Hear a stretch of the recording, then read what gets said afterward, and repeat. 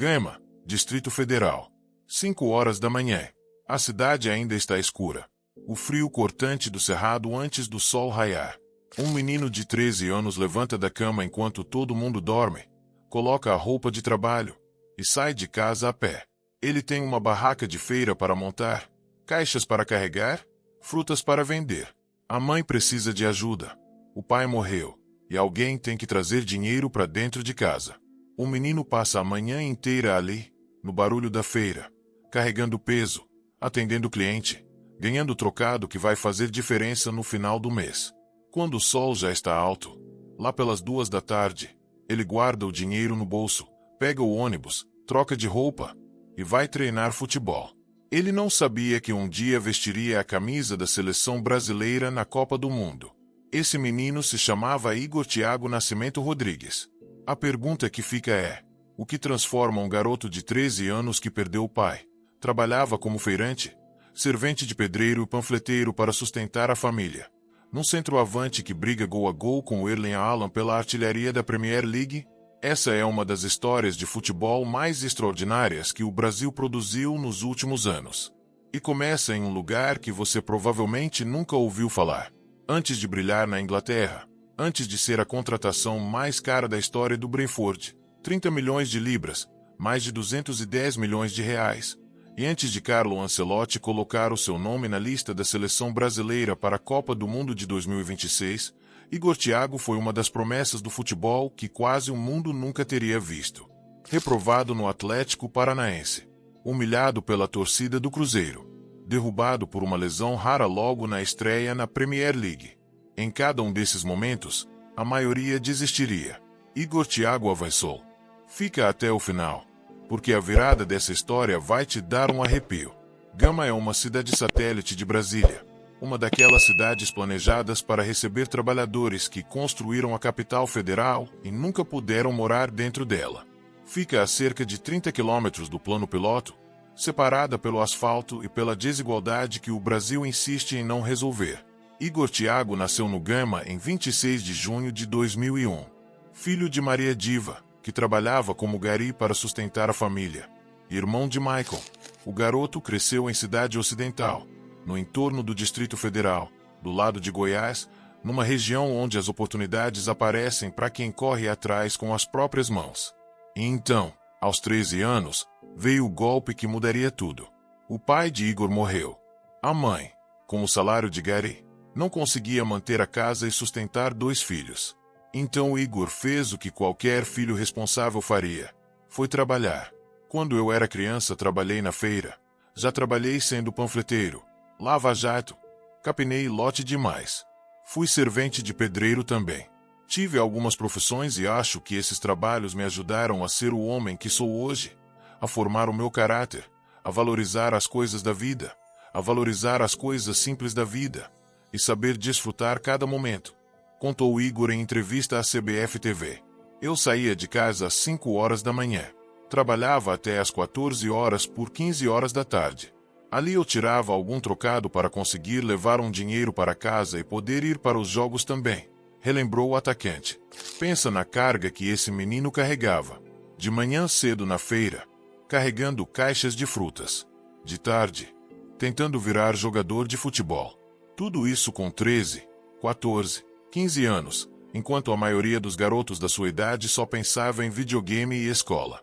Mas foi também nessa época que Igor começou a jogar no Grêmio Ocidental, um projeto social da própria cidade ocidental. Era lá, num campo simples, longe de qualquer holofote, que ele deixava a feira para trás e se transformava num jogador de futebol. Para chegar ao projeto social, Igor caminhava cerca de 8 quilômetros entre a sua casa e o local dos treinos. 8 quilômetros, todo dia, antes de qualquer glamour, antes de qualquer contrato, antes de qualquer torcida cantando seu nome. Essas histórias de futebol que o Brasil produz nas periferias não aparecem nos noticiários. Aparecem anos depois, quando o menino já está brilhando em outro continente, e todo mundo quer saber de onde ele veio. Mas o que aconteceu depois, ninguém esperava. Com o irmão Michael já jogando no Grêmio Ocidental, Igor entrou no projeto e chamou a atenção rápido. Tinha algo diferente naquele centroavante de 1,91 metros em formação, Uma combinação de força física, inteligência posicional e frieza diante do gol que não se ensina. O talento de Igor foi identificado pelo ex-jogador Tico, com passagens pelo São Paulo, Atlético Paranaense e Coritiba. Tico o indicou para o Verê, clube do interior do Paraná, depois de uma tentativa frustrada de teste no próprio Atlético. Reprovado no Atlético. Para um garoto de cidade ocidental que trabalhava na feira de manhã, aquela reprovação poderia ter sido o fim da história. Mas o Verê Futebol Clube abriu a porta que o Atlético fechou. E Igor não desperdiçou. Em 2018, com 17 anos, foi um dos principais nomes do Verê na conquista do Campeonato Paranaense Sub-17, com 13 gols marcados. A promessa do futebol que trabalhou na feira de madrugada agora era artilheiro de uma competição estadual. O desempenho abriu caminho para o próximo passo. Em 2019, Igor passou a integrar o elenco sub-20 do Cruzeiro. No ano seguinte, estreou profissionalmente. Imagina só, de servente de pedreiro no entorno de Brasília para o profissional do Cruzeiro, um dos clubes mais tradicionais do futebol brasileiro. Em menos de 2 anos, o interior também revela gigantes, declarou o Verê Futebol Clube em nota oficial após o ex-jogador do time ser convocado para defender a seleção brasileira na Copa do Mundo de 2026. O garoto que passou pelo Verê agora vai representar milhões de brasileiros no maior palco do futebol mundial. E então veio o momento que mudou tudo. O Cruzeiro de 2019 e 2020 não era o Cruzeiro que os torcedores conhecem das décadas de glória. Era um Cruzeiro em queda livre, rebaixado para a Série B do Campeonato Brasileiro pela primeira vez na história, mergulhado numa crise financeira catastrófica, com jogadores sem receber salário e uma torcida com o coração partido. E foi nesse cenário de caos que Igor Thiago fez seus primeiros passos no futebol profissional. Ao todo, foram 64 jogos com a camisa celeste e 10 gols marcados. Números sólidos para um jovem atacante se estabelecendo no profissional. Mas o ambiente era pesado demais. O atacante revelou posteriormente ter sofrido com depressão e ansiedade durante o período no clube mineiro. Críticas constantes da torcida, um clube em colapso financeiro, pressão desproporcional para um menino ainda se encontrando no futebol profissional. Pensa na trajetória desse cara até aqui. Perdeu o pai aos 13 anos, trabalhou como feirante e servente de pedreiro para ajudar a mãe. Foi reprovado no Atlético. Saiu de casa ainda adolescente para o Paraná.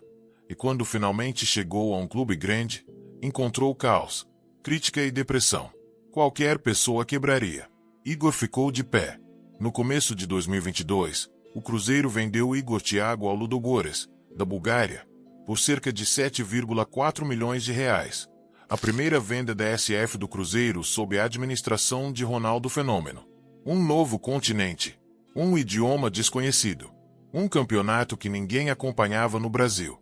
E Igor Thiago marcou 21 gols em 52 partidas pelo Ludogorets. Ganhou o ritmo europeu. Ganhou confiança. Ganhou fome. Da Bulgária, o centroavante brasileiro deu o próximo salto. O Clube Bruges, da Bélgica, um dos clubes mais sérios da Europa, com o histórico de revelar e polir talentos para as grandes ligas do continente. Precisou de uma temporada para fazer o Bruges parar o mundo. 29 gols em 55 jogos e um título da Liga Belga. 29 gols. Numa temporada. Em um dos campeonatos mais competitivos da Europa, fora das 5 grandes ligas. Os números chegaram antes que os holofotes. O Brentford, clube conhecido por sua impressionante capacidade de garimpagem e desenvolvimento de talentos na Premier League, foi rápido. Contratou o Igor Thiago por 30 milhões de libras, mais de 210 milhões de reais, em julho de 2024. Foi a contratação mais cara da história do Brentford em 135 anos de fundação. O primeiro brasileiro da história do clube. A aposta mais ousada que aquele time de West London já fez. Estou muito feliz em realizar o sonho de jogar na Premier League, declarou Igor ao ser apresentado pelo Brentford. O menino que vendia frutas na feira de madrugada estava pesando no estádio mais competitivo do mundo. Mas o futebol, que é generoso, também reserva sustos. Mas o futebol, que é generoso, também reserva sustos. Julho de 2024. Pré-temporada do Brentford. Um amistoso contra o AFC Wimbledon, da 4ª divisão inglesa. O tipo de jogo que deveria ser tranquilo, de ritmo, sem risco. Igor marcou 2 gols na vitória por 5-2. Parecia o início perfeito de uma nova era. Então aconteceu. Uma torção. O joelho direito. A lesão no menisco exigiu cirurgia imediata. Em 31 de julho de 2024. O diagnóstico, meses fora dos gramados. Depois que voltou, em novembro de 2024, uma nova tragédia. O técnico Thomas Frank revelou que Igor havia sido acometido por uma infecção rara nas articulações do joelho. Uma complicação cirúrgica com probabilidade de menos de 2%. Não sei como isso aconteceu, mas infelizmente aconteceu. Igor tem tido muito azar. O risco de ter uma infecção articular é muito pequeno, declarou Frank publicamente. 2% de chance. E Igor Thiago caiu nessa estatística. Afastado novamente, agora com infecção articular, a temporada inteira na Premier League foi perdida. 0 gols. Nenhuma presença nos rankings.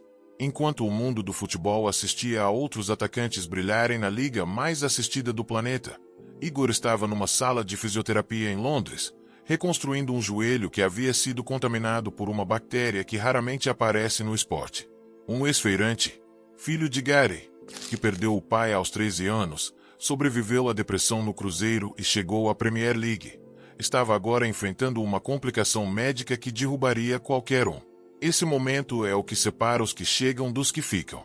2025. Igor Thiago voltou aos gramados. E aí aconteceu algo que o futebol guarda para os que não desistem. Como um foguete disparado com força, Igor começou a temporada 2025-2026 da Premier League destruindo tudo pela frente. Com 22 gols em 38 partidas pelo Brentford, Igor Thiago terminou a Premier League 2025-2026 como vice-artilheiro da competição, atrás apenas de Erling Haaland, o fenômeno norueguês do Manchester City. 22 gols. O brasileiro com mais gols em uma única temporada na história da Premier League, ultrapassando Roberto Firmino, Gabriel Martinelli e Matheus Cunha, cada um com 15 gols como recorde anterior. Uma curiosidade de futebol que poucos sabem: Igor Thiago se tornou o maior artilheiro brasileiro da história da Liga Inglesa, numa temporada só. O Brentford, impactado pelo desempenho, atualizou oficialmente a bio de suas redes sociais para Igor Thiago Fan Account. A torcida do clube começou a cantar músicas em homenagem ao brasileiro durante as partidas. Em uma vitória sobre o Newcastle por 3-1, Igor marcou 2 vezes, ganhou o prêmio de melhor em campo e recebeu nota 8,0 do Opta, a maior da rodada. Marcou contra Manchester United, marcou contra o Liverpool, e Carlo Ancelotti ficou de olho. O atacante disputou os amistosos da seleção brasileira contra França e Croácia antes da Copa. Contra a França, atuou por 71 minutos. Contra a Croácia, foram 66 minutos e 1 gol, de pênalti. Com a naturalidade de quem já esteve em situações muito mais difíceis na vida. Em 18 de maio de 2026, Carlo Ancelotti leu o nome Igor Thiago na lista dos 26 convocados para a Copa do Mundo. A única expectativa que tínhamos era fé. Preparamos uma festa esperando o Mister falar o meu nome. Vou disputar minha primeira Copa do Mundo. É uma honra e não consigo nem me expressar. Não tenho nem palavras para descrever essa gratidão e sentimento que estou sentindo, declarou Igor, emocionado. De 5 horas da manhã na Feira de Gama para a Copa do Mundo. Em cada gol na Premier League, uma trajetória inteira carregada junto. Cada vez que Igor Thiago entrar em campo na Copa do Mundo de 2026 com a camisa da seleção brasileira, ninguém vai ver o que está escrito nas costas daquele número. Mas está lá, invisível. Estão as caixas de fruta carregadas de madrugada em Gema. Estão os 8 quilômetros caminhando até o projeto social de Cidade Ocidental. Está o pai que foi cedo demais e deixou o menino de 13 anos com responsabilidade de homem. Está a reprovação no Atlético Paranaense. Estão os dias no Cruzeiro em colapso, com depressão batendo a porta. Estão os meses de cirurgia e infecção articular no joelho direito em Londres. E está a decisão silenciosa, tomada centenas de vezes sem testemunha, de não parar. Um menino do interior de Goiás, sonhador e guerreiro. É assim que Igor Thiago se apresenta nas próprias redes sociais. Sonhador e guerreiro. Duas palavras que cabem perfeitamente em alguém que trabalhou como servente de pedreiro para poder pagar a passagem de ônibus e ir treinar. Entendo que, se eu contar minha história, posso inspirar pessoas ao meu redor, disse Igor em entrevista ao jornal inglês The Guardian. E ele está certo. Histórias de futebol assim, que nascem na feira às 5 da manhã e chegam à Copa do Mundo, são as mais poderosas que o esporte pode produzir. Promessas do futebol surgem todo ano, mas histórias de resistência como a de Igor Thiago são raras. São para quem, diante de tudo que a vida jogou, escolheu não parar. Esse é Igor Thiago. Ele vai para a Copa do Mundo. E vai carregando junto cada trocado que ganhou na feira, cada quilo que levantou na obra, e cada passo dos 8 quilômetros que caminhava para treinar numa cidade que o Brasil mal conhecia. A pergunta que fica para você é essa: Igor Thiago vai ser o centroavante titular do Brasil na Copa de 2026? Deixa nos comentários e conta qual foi o momento dessa história que mais te tocou. Se você chegou até aqui, você merece ver mais histórias assim. Dá o like, se inscreve no canal e ativa o sininho, porque o Brasil tem muito mais Igor Thiago esperando para ser descoberto. Até o próximo vídeo.